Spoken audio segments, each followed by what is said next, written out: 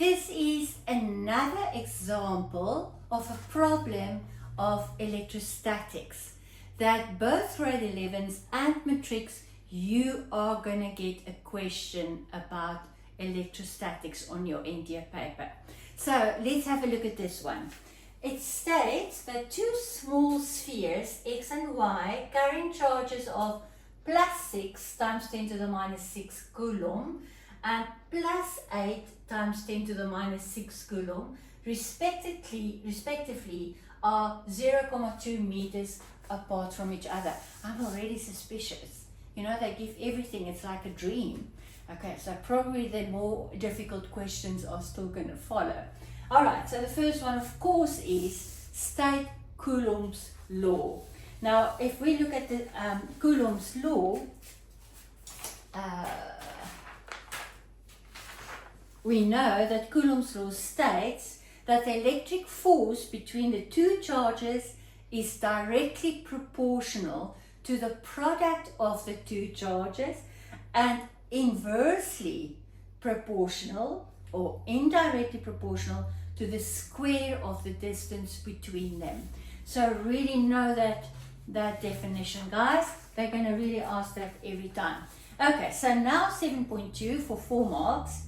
Calculate the magnitude of the electrostatic force experienced by charge sphere X. So what is the force that this one is going to experience? Okay, so we're going to say F equals, okay, Q1, Q2 divided by R squared. They do give you this on your data sheet, guys, but you should really know which formula to use for which questions. Okay, so the moment you see a Q, you know Q stands for charge in Coulomb. Alright, so now we're going to just quickly work that out. So that's 9 times 10 to the 9th. We're going to substitute 6 times 10 to the minus 6, 8 times 10 to the minus 6 divided by 0.2 meter square.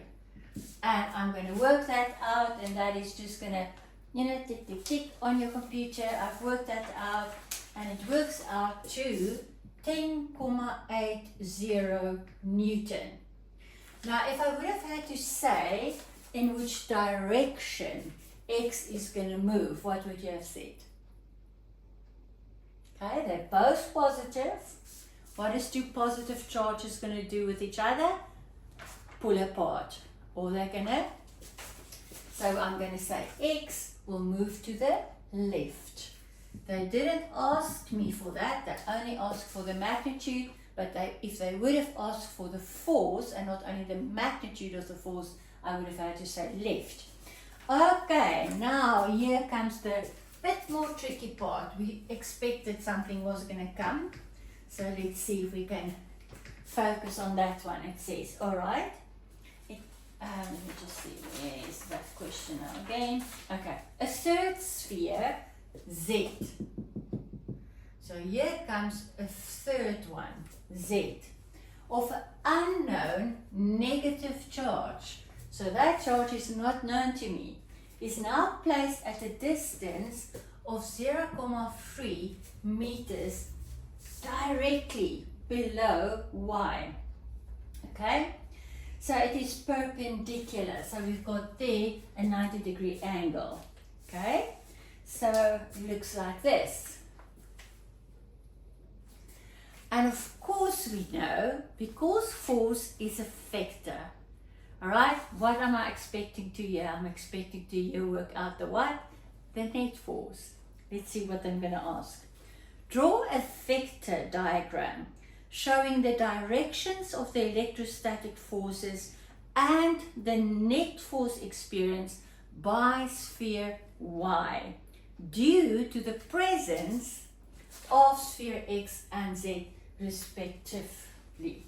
Okay, so if I want to draw a vector diagram, remember I'm not only going to focus on Y.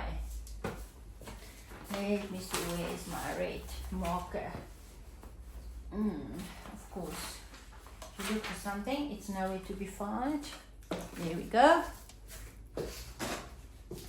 Okay, so I'm just going to quickly first do a rough drawing here. So this is positive and this is positive. So what's going to happen to y? Y is going to move away from x, so it wants to move in that direction. If I close this one off and I just look at x and y, so I see I is going to move in that direction, y. Alright, now I'm going to close this one off and I'm going to look at plus and minus. So what do we know about the plus and the minus? It's an attractive force. So Z is going to force A to come down. It's going to pull it down. So Y is going to move down or experience a force down, pulling it down, where there it had a force pushing it towards the right. So what do I have now? I'm going to have to redraw it now as a vector diagram. I'm going to say there's a force, and you can say E1, electric force, electrostatic force, or I would rather say a force of X on Y. So X forces Y towards the right. And at the same time, there's a force working on Y because of Z, pulling it down. So that would be then F of Z on Y. Now what do we know? What is going to be the resultant or the net force? And because we've got the 90 degrees, we know it's going to be right there. And that will then be my F net force. Okay, so if I look at this triangle, you know I've got my 90 degrees there. So that one is basically there. So that represents my Fz on Y. So now that they ask me, okay, so that is my vector diagram, and just put everything in. I wouldn't do that already on my vector diagram. Okay, so that is the 3 marks for your vector diagram. Now they say, they give you the magnitude of the electrostatic force experienced by a charged sphere Y is 15,2. So they do give me that one as 15,20 Newton. And we did work out already that this one was 10,80 Newton. So we've got that one, and now they give me the net force. And because I've got a 90-degree angle, triangle, so what am I going to do is I'm going to use my Pythagoras. So I'm going to say F net square equals my F xy square plus F zy square.